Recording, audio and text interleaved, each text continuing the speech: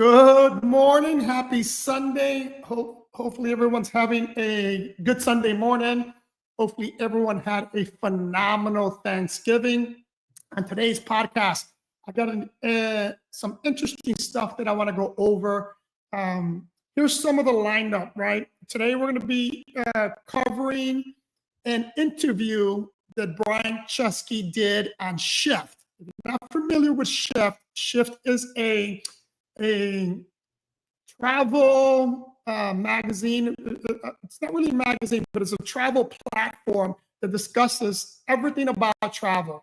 STR, flights, you name it, they discuss it. And Brian Chesky recently went on that podcast and on their podcast and discussed a couple of interesting things that I want to cover here. I also want to cover how and I said this before, and we talked about this before, but I really, Brian Chesky brings it up, and it's how social media, specifically TikTok and Instagram, have become a search engine. And, I firmly believe that it's going to take over Google, specifically as it relates to travel experiences and dining. I mentioned last year or 2 years now, I believe it is, where I went on a trip to Europe. We went to Spain, Paris, Italy, and I went with my son and his girlfriend, and they wrote out our entire itinerary using TikTok and Instagram. And I got to tell you, we found some great hidden gems, some great restaurants, some rooftops, a spa that is phenomenal that I put on my Instagram because I found that spa to be the best spa, first of all, that I've ever been to. And when we ranked it, it has to be in the top 3 best spas in the world. It's located in Milan, Italy. But the point here is that we found it on Instagram or TikTok. I can't remember the platform. But nonetheless, my beautiful people, hope you enjoy this show. Hope it's informative. So let me begin by talking about travel, right? As I mentioned before in last week's news podcast, this holiday season is expected to be one of the most travel seasons we've seen in a long time. And as such, the State Department has put out an advisory, and they want you to know that if you're traveling international, to be very careful. As a result of what's going on, not just in terms of conflicts around the world, that you need to be careful of because of crime. We talked about this before. Mexico being an example of, if you go to Mexico, be very careful. Really, really understand your situational awareness so that you don't fall victim of crime. But the same thing can be said in places that is commonly visited, like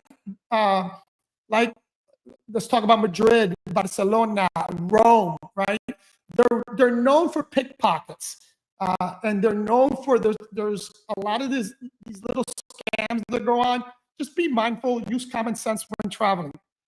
Now, what we're going to talk about next. Now let's go to that interview that I mentioned. Let me share my screen.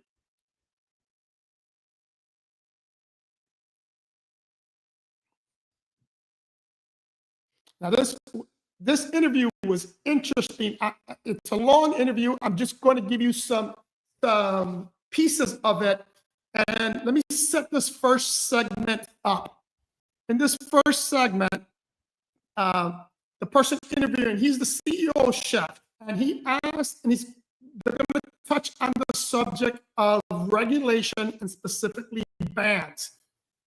I mentioned this in last week's podcast, and I'm okay with regulations, but I'm not okay with over-regulation. In addition, I talked about how people are using Airbnb as a scapegoat to the housing issue that we're experiencing. I firmly believe that Airbnb has nothing to do with what's going on with the housing issue. That's why I challenge those that say things like, oh, there's too many Airbnbs, that's why we have a housing shortage. I challenge those individuals to show me the data that that's true, and it's not the case.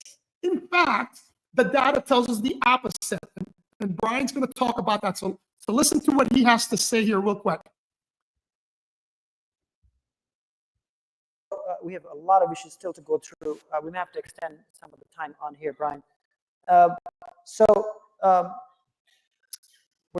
sitting here in New York City. I know this is your favorite subject coming up, Brian. Everything that you guys have been arguing has been validated 100,000% over. Okay, go. Oh, I think you're talking about the New York City situation. Yes. Yeah, let me just do this. So there's been this giant question. What happens when you ban Airbnb in the city? And for 15 years, it was a theoretical question because we didn't know the answer to the question, what happens if you ban Airbnb? And so a city, New York City, decided to play out the experiment.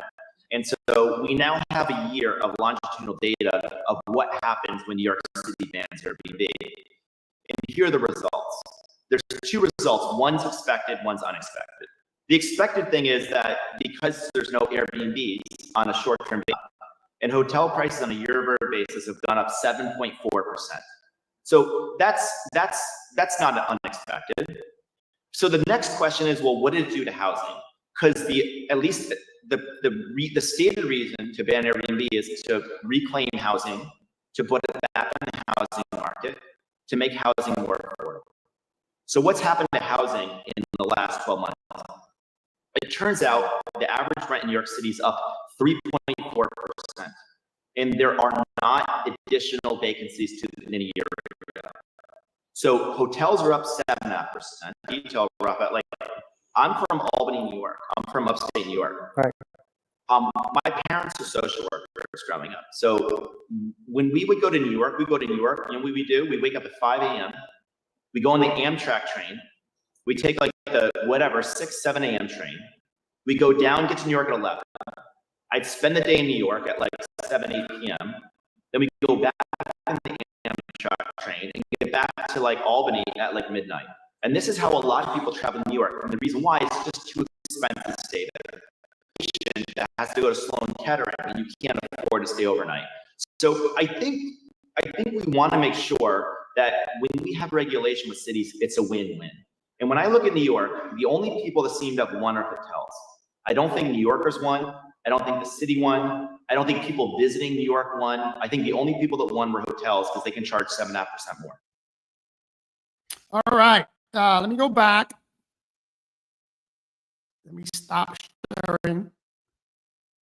Okay. I talked about this. Now, I had not seen this interview. This interview came out after last week's podcast. And just like with Brian, he was validated.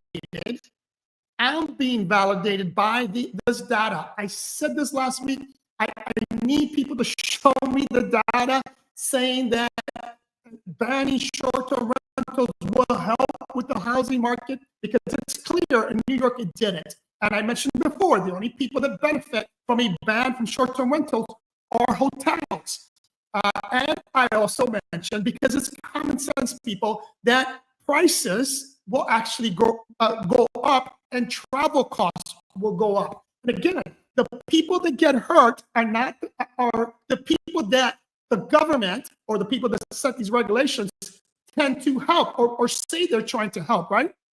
They're saying that they need more housing because, there's a housing shortage. They say that they need to help the lower class because they're being priced out.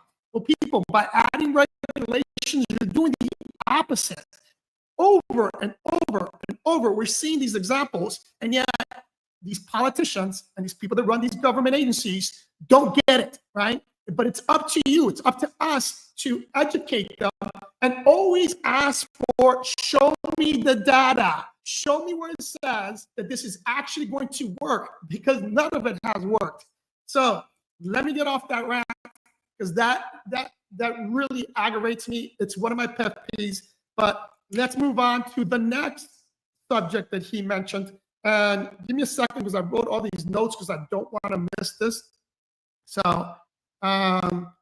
let's go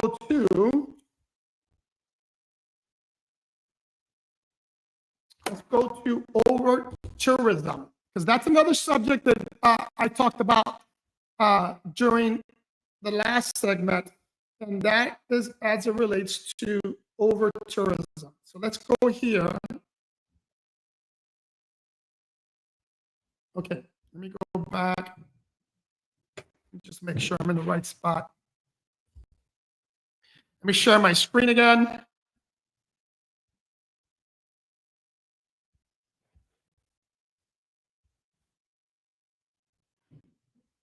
Such a long timeline. The mayor, but that's Spain, so everything works in their own cycles.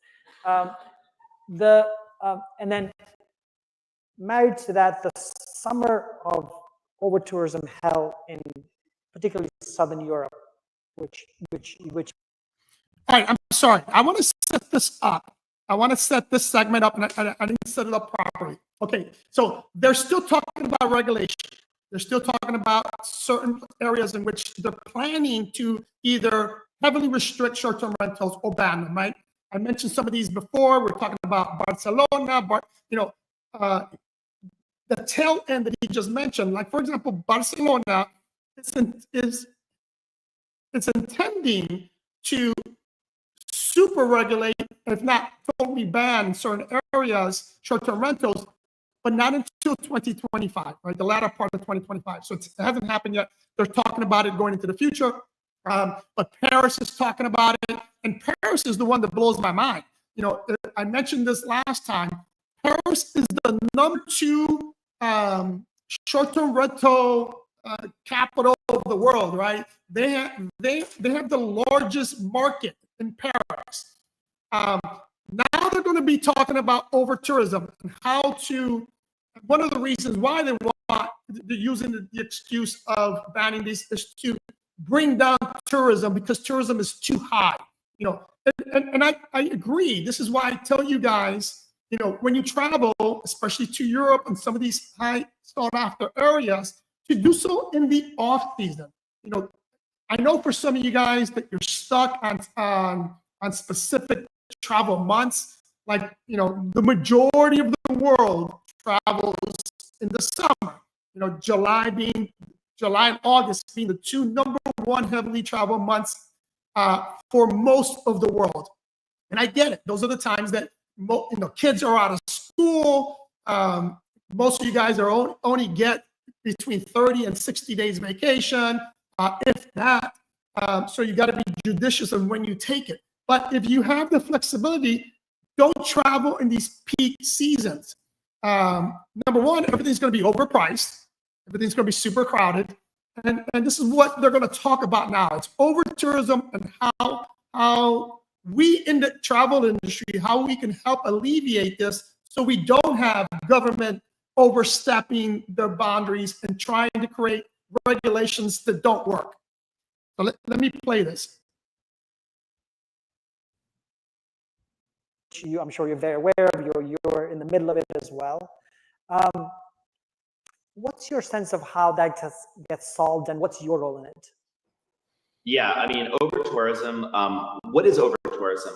Since this is a travel conference, I think this statement I'll say now will be sympathetic. I don't think any of us believe there's too much travel in the world. Yeah. I don't think any of us believe there's too much tourism in the world. I think what over tourism is too many people going to the same place at the same time. That's over tourism. I think we can all agree that cities have a capacity, and that when you overflood a city, then the locals get driven out. It can feel like a museum. It's crowded. There's selfie sticks everywhere. And so the antidote to over tourism is one of two things: either fewer people traveling, which I don't think at a travel conference we would think is a good idea, or redistribution. Distribute people along a calendar of different days and distribute them to more destinations. So I'm hopeful that that's the solution to over tourism, not fewer people traveling. So for example, when I went to Paris, one of the things that the officials in Paris said at the national government level said is, we also want to figure out how to get people to other parts of France. And the reason why do so many people go to Paris? And this is probably something that we online travel companies, OTAs, and online travel companies contributed. The real question: we make you type a city. Airbnb is at 100,000 cities. I guarantee you, people can't think of more than 100 places to type. And so they type all the same places. And so they type Paris and Rome and New York, and everyone goes the same place. And so what we have to do is inspire them about all the places. Like, if you like Paris, have you considered this other place that's a city with a lot of culture? So I think the holy grail for over tourism is redistribution of travel. But that requires us in the travel industry to inspire more long-tail destinations. So a lot of discovery innovations to come, particularly using AI, et cetera, as well. The matching part. For this, I think AI can help be like the ultimate travel concierge that could introduce you to this really long tail of markets. But again, as I said before, I think AI is going to take a lot longer than people thought. Oh, okay, let me get out of here real quick. Let me stop sharing. All right, that what he just talked about is super, super interesting on several levels. Now, if you follow this channel, I've been preaching this a lot, and I've been saying this. So let's take that hypothetical of Paris that he was talking about. Paris is a beautiful city to visit. I'm not saying not to visit, but France, the country, has many other beautiful towns, areas in which to visit. I'm going to give you a comparison, right? So let's say, for example, you do want to go to Paris. Don't stay in Paris, right?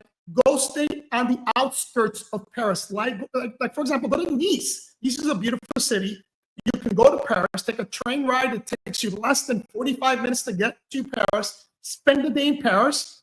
Get back on that train. Go back to Nice. You're going to be spending half the money if you do that, in terms of accommodation, in terms of restaurants, in terms of things to do, like excursions, activities. Very easy to do.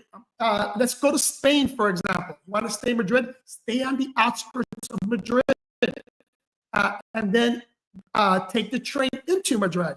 But there's so many ways and so many other beautiful locations that people, because they're not popular, they're not well known, people don't visit them.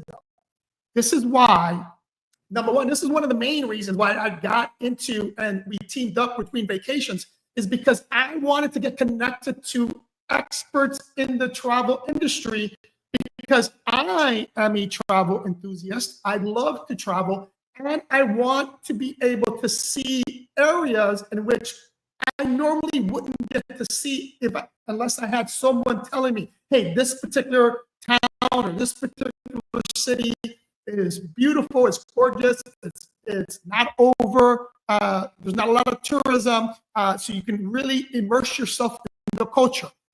People, if you like to travel, that's the way to do it. You want to save money, that's the way to do it. There's no need to really stay in these major, spend less money by staying in the outskirts. And before I move on, I'll talk about in terms of actually getting there. I said this before too. My biggest travel hack is deciding where my main destination is going to be, but determining how can I get there the fastest and cheapest way, right? And as I mentioned, and again, don't judge me. Don't say I'm bougie. If the flight is more than 6 hours, I really, really prefer, and just because I'm older now, my body can't sit still for so long. I have a lot of ADD, so I prefer to travel in business class, right? So what do? This business class can get very expensive. I go on and I do a search and see where can I get, for example, let's say Europe.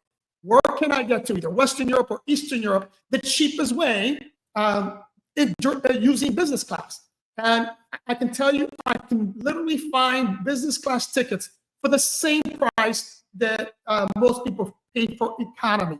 And then all I have to do, once I'm in country, I either take the train, I'll either take a domestic flight, which in Europe, you can oftentimes find domestic flight for less than $100. Just easier, cheaper, and a phenomenal travel hack. Now, I'm going to take this opportunity real quick to plug Dream Vacations, and I'm talking about, spreading out. How did Brian Chesky, what's the word did he use? Spread the tourism, or how did he use? Anyways, whatever word he uses is we want to go to different areas. Now I'm going to give you a location that is beautiful, not as well known, although it's becoming very popular. It's beautiful, it's cheap, it's in Europe. It is Croatia. Let me introduce you to Croatia. Let me share my screen.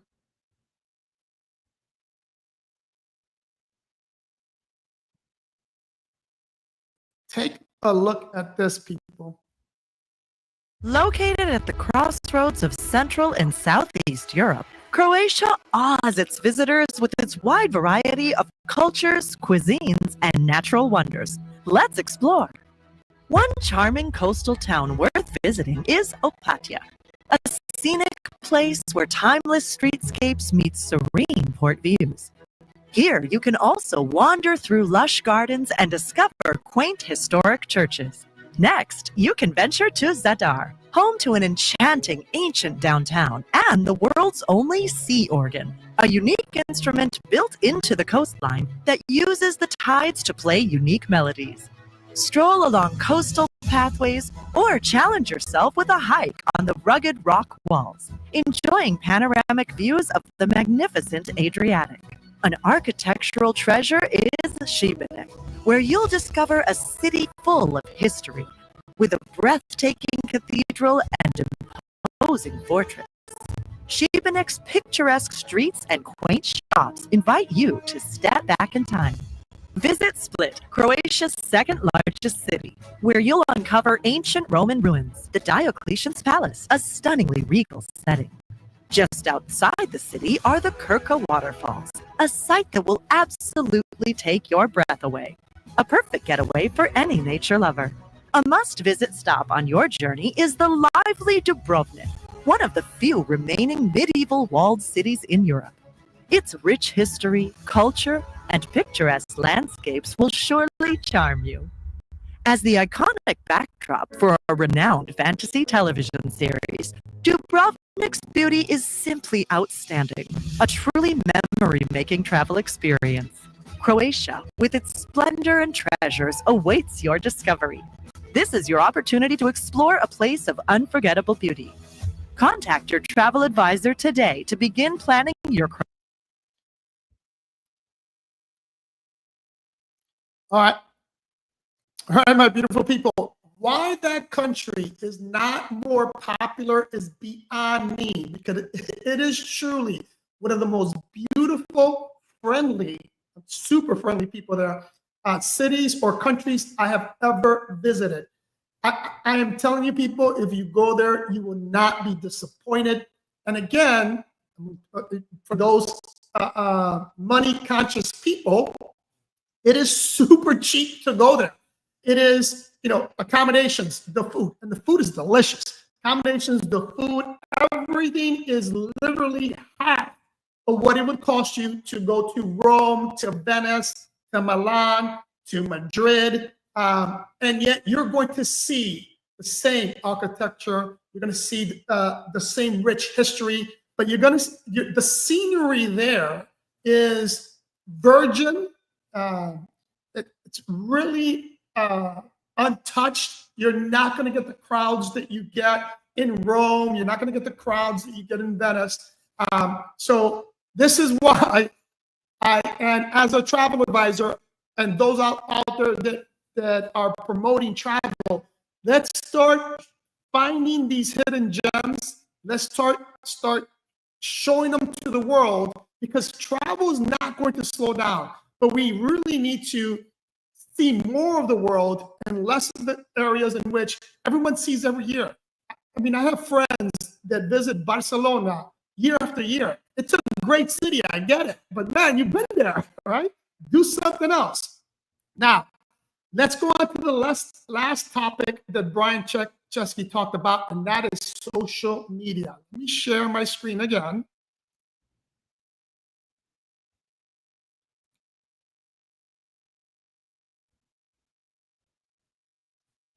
Own category of Airbnb Barbies. When a movie's out, they could turn it into an experience. And it's been really successful. We launched, probably the most iconic one we did was the Up House.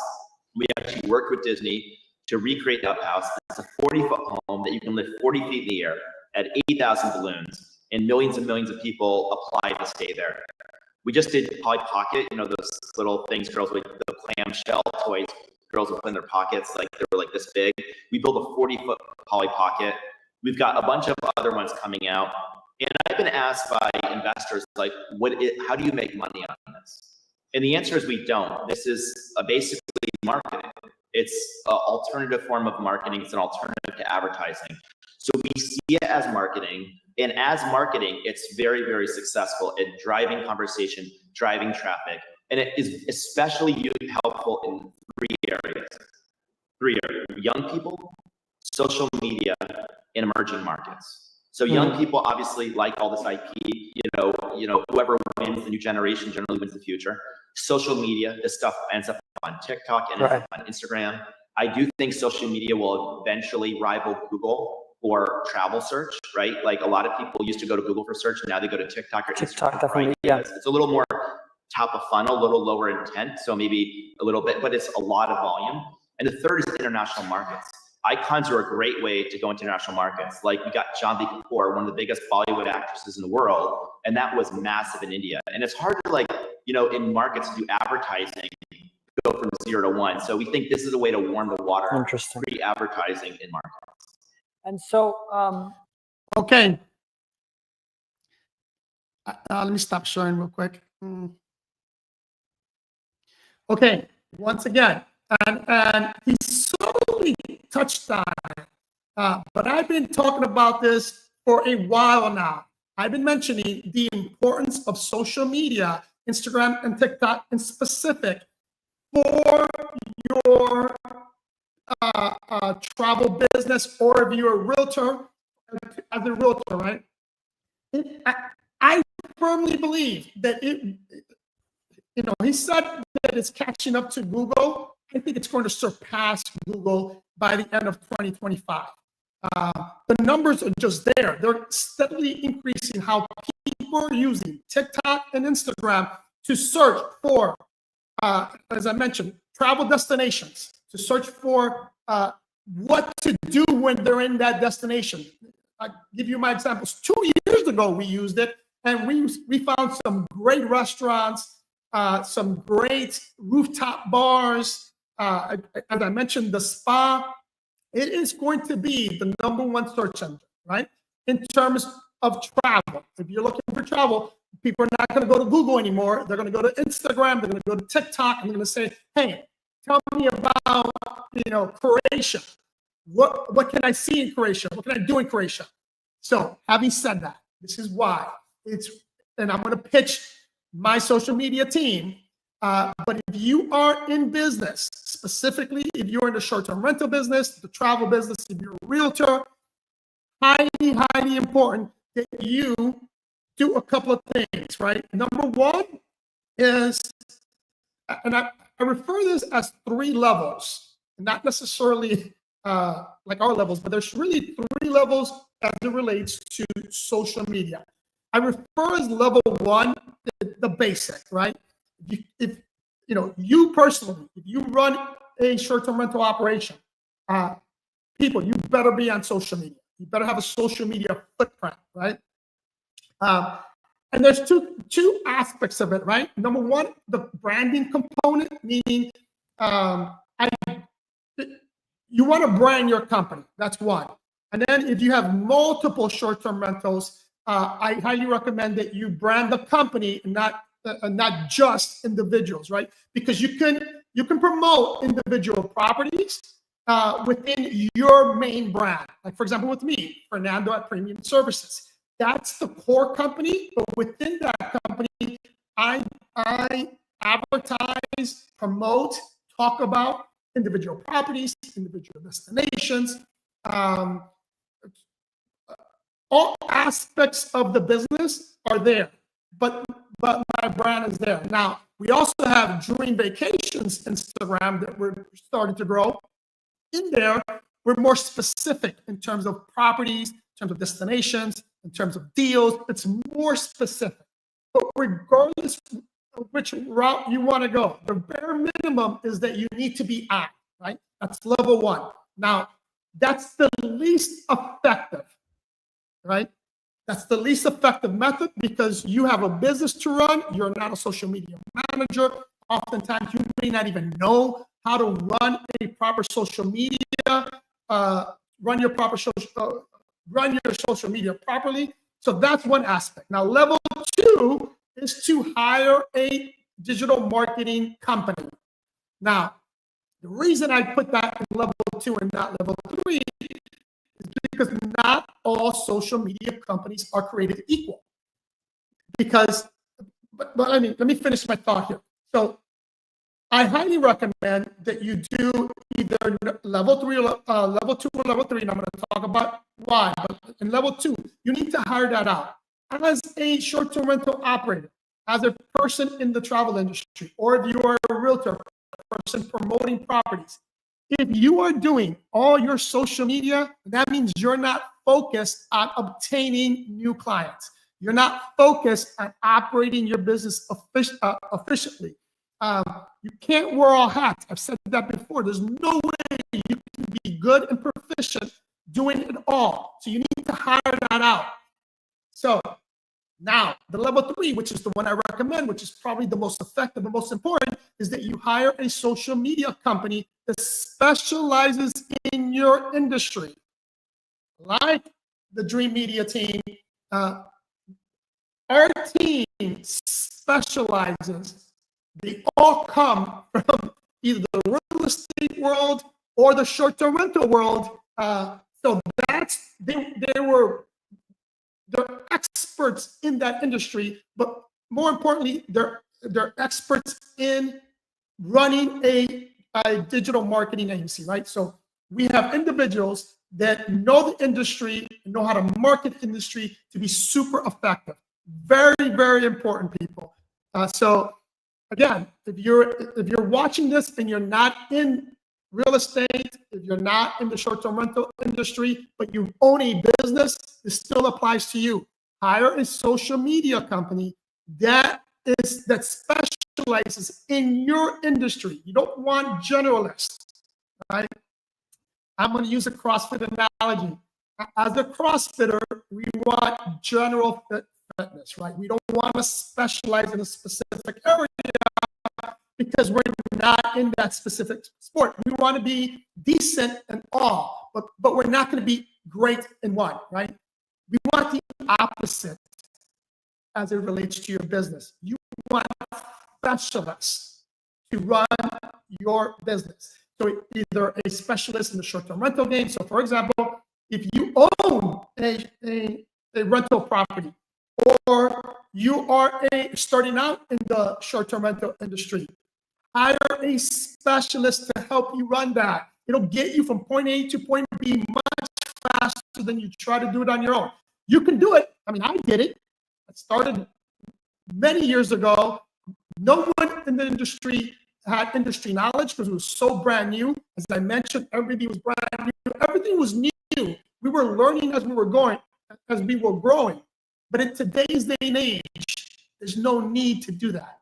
You already have many experts in the industry and vet them, right? Because especially in the short-term rental game, there's a lot of people that call themselves experts, but when you dig deep, they manage 2 or 3 properties for 1 year, and now they're experts. Right? So just make sure you vet your people. All right, moving on. Again, guys, if you have any questions, list them in the comments. I can answer them now. We're not far from wrapping up. I want to go into some data now that's specific to the market. Now, again, I'm going to share my screen. This data comes from AirDNA. Give me a second. This is a report that came out from AirDNA that I want to bring up so we can talk about it.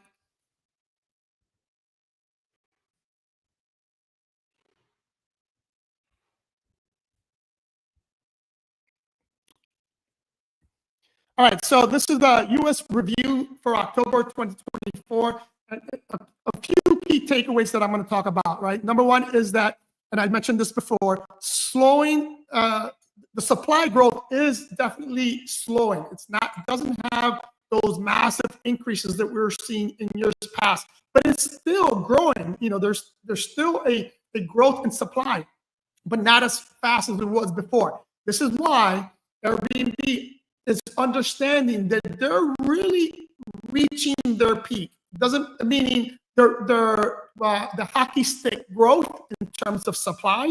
They're really up on their peak. It's going to continue to grow, but it's not going to grow at the rate it did from 2000 to 2022, right? Those years actually go back 2019 all the way to 2022. That hockey growth stick growth was huge. But if you look at the data here, the hosts are regaining the pricing power, where an average daily rate has rose by 5.6% year over year. That's important to understand, right? It's important to realize that, you know, we went through what I referred to the toughest years in the short-term rental, which was 2023 was very difficult, and the latter part of 2022. We saw an oversaturation in the market, and as a result, we saw a decrease in average daily rates, which people saw a decrease in occupancy rates and revenue. So that's important to really understand. So that's the key takeaway of what we're going to be talking about in terms of this report that came out. But let me just give you some of the highlights, and I took some notes here. Let me stop sharing this screen. I just wanted you to see where I got this data from. One quick second. Let me get situated here.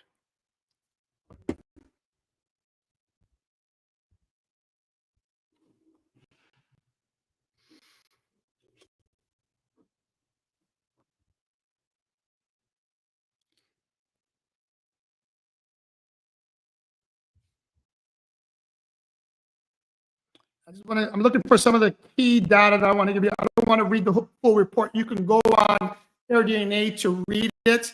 But here, end of the year projection. As the year nears its conclusion, the outlook for the short-term rental market remains optimistic. I said that before.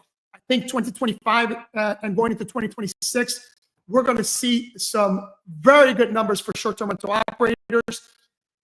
With a caveat, because the caveat's big, is that we don't continue to see the trends of some of these bans. Like, for example, Paris is going, man, if Paris bans short-term rental, which I don't think they're going to do. I can't see someone doing something to hurt their economy, and that will definitely hurt their economy.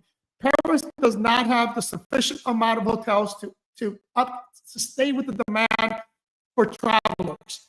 Now, as I mentioned, it's important to decrease travel into Paris because it is being overrun by tourists, and that I do see an issue, but it's not an issue for the people living there, with the exception, for the businesses there.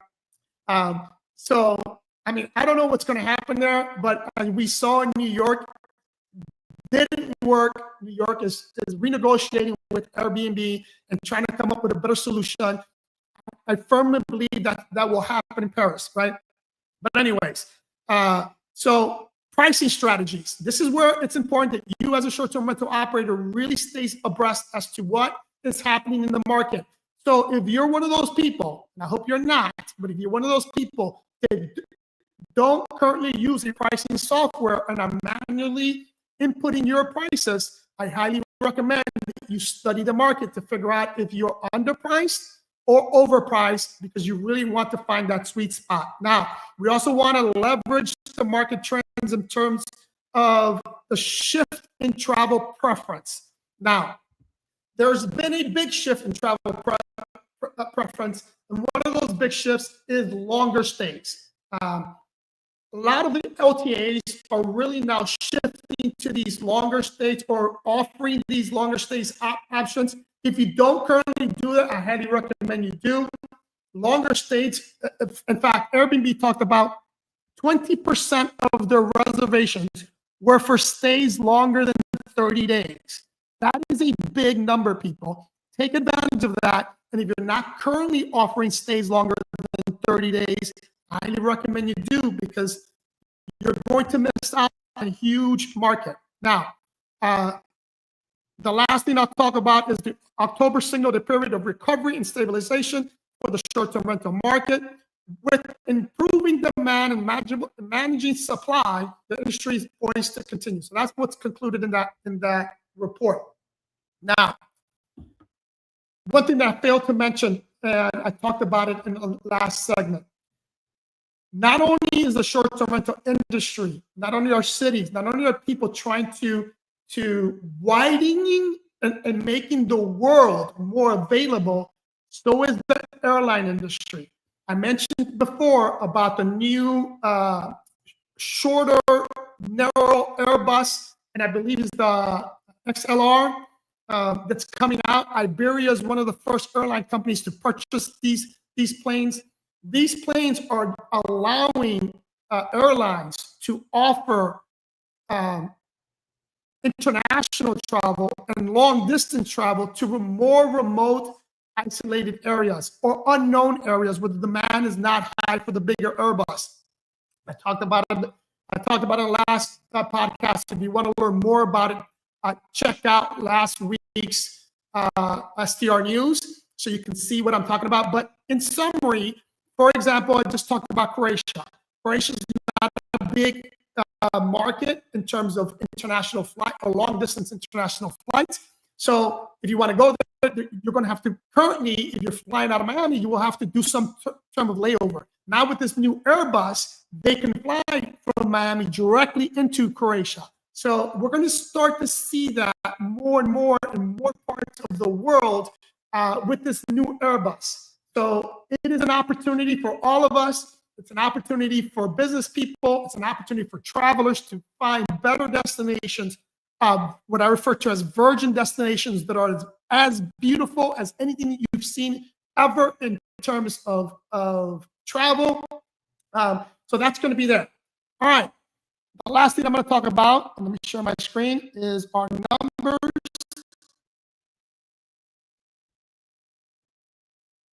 Oh, and I forgot to mention, happy December 1st. Can't believe we're down to the last month of the year. And I'm going to give you some thoughts of what we do for December. Let me just try to share the screen real quick.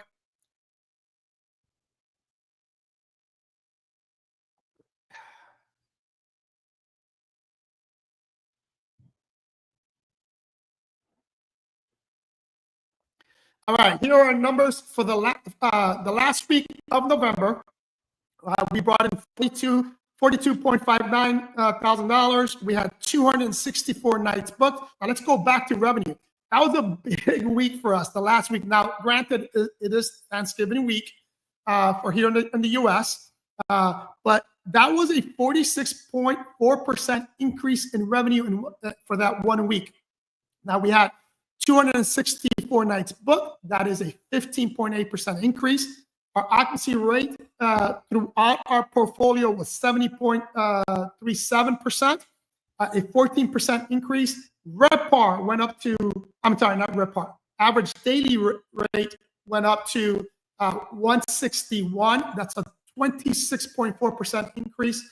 RevPAR went up to 114. That's a 45% increase.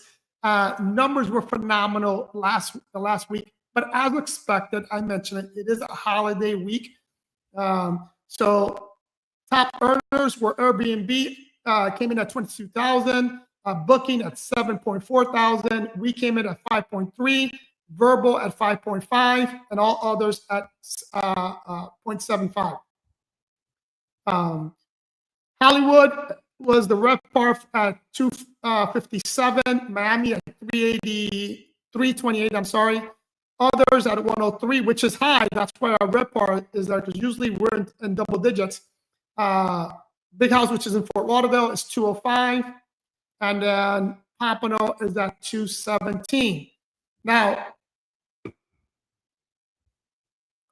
let me stop sharing this screen now real quick, because I just want to close with a couple of statements here real quick.